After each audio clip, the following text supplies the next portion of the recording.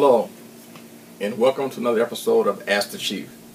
I'm Antonio Stitt, your host, and we're going to, on our show, just to share with you, we do parenting, coaching, concepts, new ideas of how to create harmony and balance in the home. That is our focal point. That's what we do, and we have a book out called Change the Parent, Change the Child, and that's pretty much where it all started. I was a police officer for the village of Highland Hills, which I still am, and as a police chief now. And we just have a passion for correcting bad behavior in children. It began as a mentoring program that I had out at a local boys' school, and where I talked and mentored and coached the young men that were there and the inmates there. And then that developed into the program where I started beginning talking to parents. As I talked to parents, I started realizing more and more that I need to talk to parents. Never accusing or blaming parents, but understanding that the child's concepts and ideas of how they proceed and how they develop friends, how they pick who they want to hang around, how they develop their ideas comes from where? It has to come from home. So I said, let me start talking to parents, because the way we were raised in my generation does not work today. And that's why we wrote this book, Change the Parent, Change the Child. We offer very doable and easy to do concepts on how to correct the behavior of our children and how to create harmony and balance in the home. An organized, structured parent produces organized and structured children. That's our concept. Okay, we have our first caller calling in. Let me see. Hello? Hello, good morning. Good morning, how are you? I'm good, yourself? I'm doing fantastic. What's your question? Okay, so my question might be a little challenging. I am newly married, almost 2 years, and I have two kids that are about preteen age. My husband doesn't have any. How can I help him in the realm of discipline? It seems like I'm always making the disciplinary request and laying down the rules in the house, but he doesn't feel like my discipline is correct. So how can I make him a part of that and understand his discipline, since he has no children of his own? Okay. How long have you been married? Almost 2 years. Okay. Almost 3 years, I'm sorry. 3 years? Okay, here's the thing. First, communication is very important. You have to spend a lot of time sitting down with your husband, talking about your ideas of discipline and your expectations. By him being new into the situation, you have to understand that your kids didn't fall in love with him just because you did. So as far as him being involved in discipline, it's going to take time for him to get to know the kids and be very much involved with them on a regular basis, to where he's loving them and caring for them and nurturing them. Those things are very important first.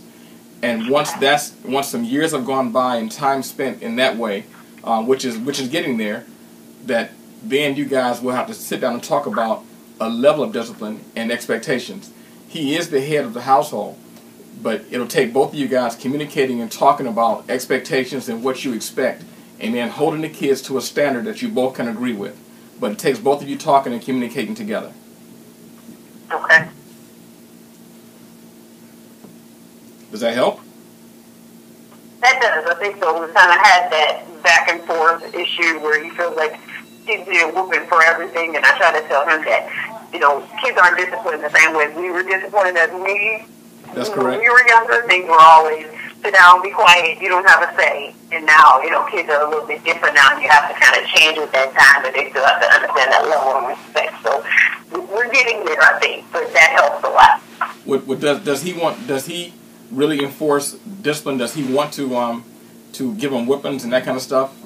No, he doesn't. He shies away from any discipline at all. It's always, he'll come to me and he wants me to discipline him. Mm-hmm. But it can be situations where I'm not even there or around, and something's going on. So I try to get him to kind of step up to the plate, and they have to realize that whatever he says goes just like if I were to say it, because they're 11 and 14, so they've only known me for that amount of time. Mm-hmm.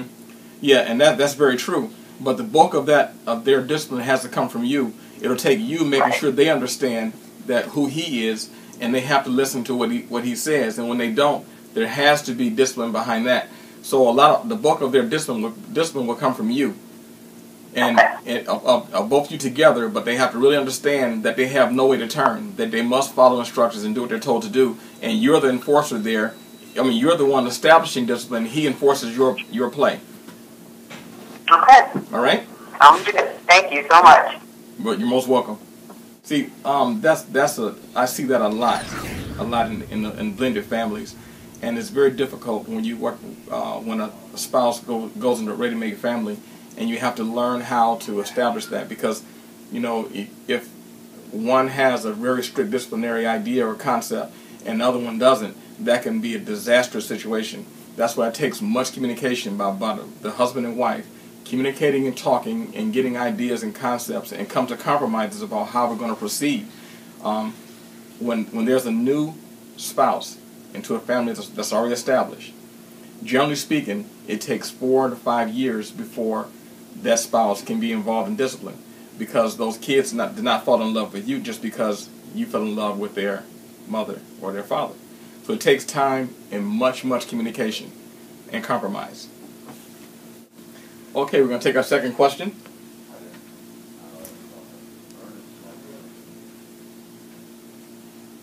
Okay. Hello, how are you? Hello. How are you?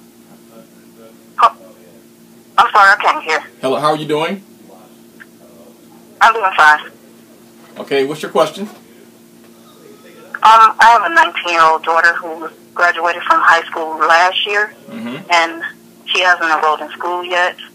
She hasn't got a job, and she stays out all night. And after reading your book, I tried to deal with it, but what do I do next? I haven't came to a solution. Okay, and you read the book, and you see, what you take from the book? I mean, you like the book? What'd you think about it? I like the book. I felt that those things would work. Okay. But after applying them, they're not working for me. Okay, I think maybe what you may want to do is what I often tell. First of all, let me tell you, that's a very popular question. I hear that question a lot about, I realize some things that have been done that maybe could have been handled better, but now more or less, what do I do now? Is that kind of how you feeling? Yes. Yeah. Usually what needs to happen is, again, I start with communication. You talk and explain the areas that you feel that you were deficient in, or you can even tell them that I've been reading and learning some things, and I see some things that I could have handled better and just tell her on how you were raised. But we have to correct that, and so we're going to try within this next year to make some changes and improvements on how we do things. We're going to work on becoming more organized, more structured, exercise a little more integrity, and a little more responsibility and accountability. And that's what you want to focus on, that you want to start holding your daughter accountable for everything she says, everything she does, and sit down with her and help her to create a plan, a 1-year plan about where she wants to be by this time next year. It has to be a positive, organized, structured plan on how she's going to improve as a human being and put herself in a better position by this time next year. And you must hold her to that plan. So you sit down with her and help create a plan of responsibility, accountability, integrity, all these things that she's going to need to become successful in life. And then you begin that by daily helping her to hold to those standards. Basically what you want to do, you want to raise her standard of expectation for herself. That's the beginning. That's how it has to start. And those concepts are in my book. We have parenting classes, workshops. You can contact me on Facebook, email, Twitter, and I'll give you can ask questions on a consistent basis, and I'll help you along the way. But this is how it has to start. Change the parent, change the child is not a one-shot deal. It's a how-to manual, but you have to stay consistent, because what I have to do is change your mindset. When I change your mindset, your behavior will change automatically with how you interact with your daughter. So that's the beginning. It has to start there. Okay? Okay. All right. Thank you. Thank you. Hello. On this part of our show, I'd like to take this time to tell you, let you see my heart, let you see my passion about why I'm doing this. First of all, I care.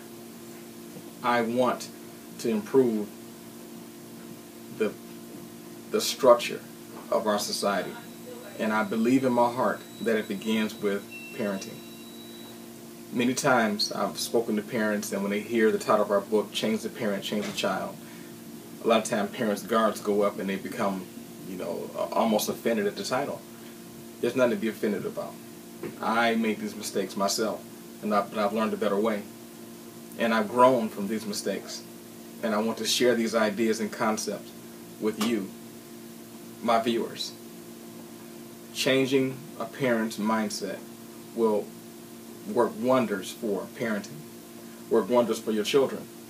I've researched these things, I've studied them, and I've made the mistakes myself. Some of these things I've done, and I've learned a better way. The way kids were raised when I was a kid just simply does not work today. You can't yell at kids. God forbid, the physical part. Listen, I do believe in giving a kid whooping their behind and basically beat the bark off their behind when it's needed. But I do know a better way. I do know a better way. We have very doable concepts in our book about how to improve the behavior and structure of a child. And in my heart, I believe if I change the behavior of the parent, I will ultimately change the behavior of the child. Because the child gets their ideas and their concepts, the foundation of that comes from their parent, or wherever they're around the most. That's where it comes from. So it Change the Parent, Change the Child. In our book, in these concepts, we focus on that. And in my heart, I believe that is the key to taking back control of our homes, our schools, and our society. It begins with changing the mindset of our parent, because that's the beginning.